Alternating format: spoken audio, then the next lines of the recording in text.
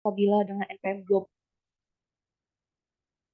2051011029 dan terakhir ada Michael Pratama dengan NPM 2011011075. Untuk pertama akan dibacakan oleh teman saya terlebih dahulu.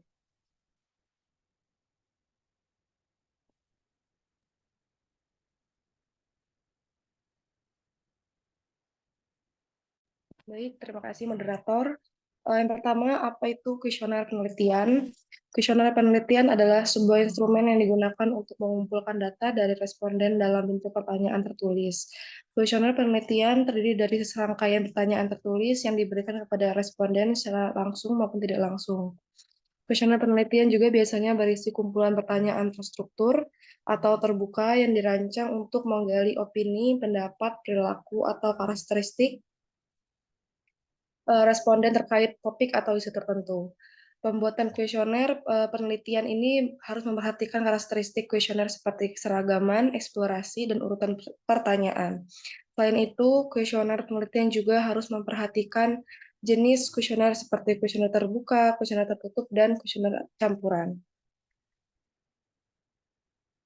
Lalu ada tipe kuesioner. Yang pertama, kuesioner yang dikelola secara pribadi, yaitu keuntungan utama dari ini adalah bahwa peneliti atau anggota tim peneliti dapat mengumpulkan semua tanggapan lengkap dalam waktu singkat.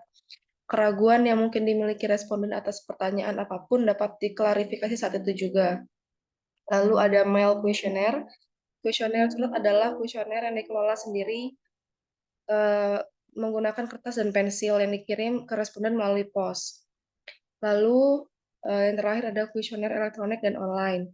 Penyebaran kuesioner elektronik atau online mudah dan cepat.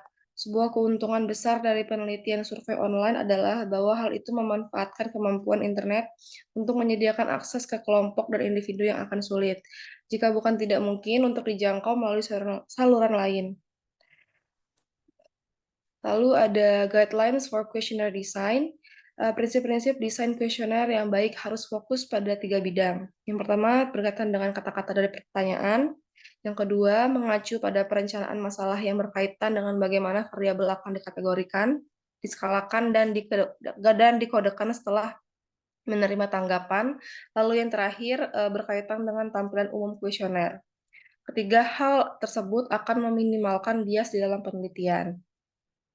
Lalu ada prinsip penyusunan kata. Terdapat beberapa prinsip penyusunan kata mengacu pada faktor-faktor seperti yang pertama, kesesuaian isi pertanyaan. Kedua, bagaimana pertanyaan disusun dan tingkat kecanggihan bahasa yang digunakan. Ketiga, jenis dan bentuk pertanyaan yang diajukan. Keempat, urutan pertanyaan. Kelima, data pribadi yang dicari dari responden. Lalu di sini penjelasannya, pertama isi dan tujuan pertanyaan. Isi dan tujuan pertanyaan bergantung pada variabel yang bersifat subjektif atau bersifat objektif. Dengan demikian, tujuan dari setiap pertanyaan harus dipertimbangkan dengan cermat sehingga variabel-variabel tersebut dapat diukur secara memadai dan tidak ada pertanyaan yang berlebihan yang diajukan. Lalu terdapat bahasa dan kata-kata dari kuesioner. Bahasa kuesioner harus mendekati tingkat pemahaman responden. Pilihan kata akan tergantung pada tingkat pendidikan mereka, penggunaan istilah dan idiom dalam budaya, dan kerangka acuan responden. Jika beberapa pertanyaan tidak dipahami atau ditafsirkan secara berbeda oleh responden, peneliti akan memperoleh jawaban yang salah atas pertanyaan tersebut dan tanggapan akan menjadi bias. Baik, saya kembalikan ke moderator. Baiklah, selanjutnya ada jenis dan bentuk pertanyaan. Jenis pertanyaan mengacu pada apakah pertanyaan terbuka atau tertutup. Bentuk pertanyaan mengacu pada apakah itu kata-kata positif atau negatif. Pertanyaan terbuka memungkinkan responden untuk menjawabnya dengan cara apapun yang mereka pilih. Pertanyaan tertutup sebaliknya meminta responden untuk membuat pilihan di antara serangkaian alternatif yang diberikan oleh peneliti. Lalu ada macam bentuk dari pertanyaan. Pertanyaan dengan kata-kata positif dan negatif. Pertanyaan berlaras ganda, pertanyaan ambigu, pertanyaan yang bergantung pada ingatan, pertanyaan utama, pertanyaan yang dimuat. Lalu ada sequencing of question. Urutan pertanyaan dalam kuesioner harus sedemikian rupa sehingga responden diarahkan dari pertanyaan yang bersifat umum ke pertanyaan yang lebih spesifik dan dari pertanyaan yang relatif mudah dijawab ke pertanyaan yang semakin sulit. Data klasifikasi atau informasi pribadi.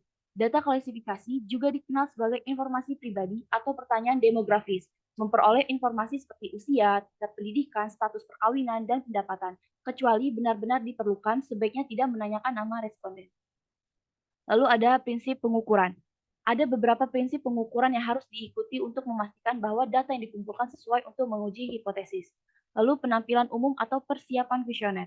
Kuesioner yang menarik dan rapi dengan pendahuluan yang tepat, instruksi dan rangkaian pertanyaan dan alternatif jawaban yang tersusun dengan baik akan memudahkan responden untuk menjawabnya. A good introduction. Pengantar yang tepat secara jelas mengungkapkan identitas peneliti dan menyampaikan tujuan survei mutlak diperlukan.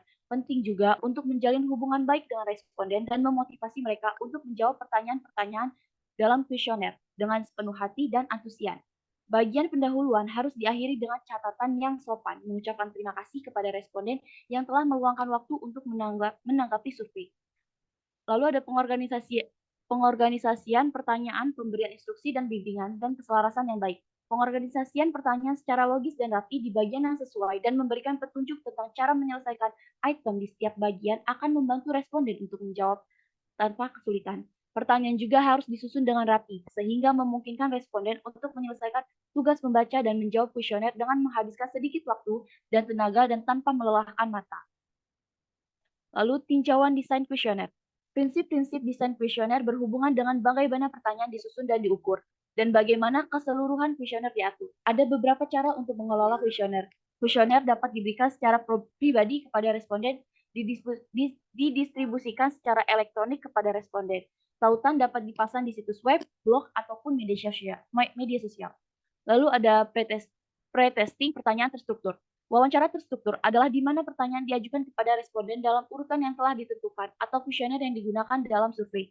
Penting untuk menguji instrumen untuk memastikan bahwa pertanyaan dipahami oleh responden. Pretesting melibatkan penggunaan sejumlah kecil responden untuk menguji kesesuaian pertanyaan dan pemahaman mereka.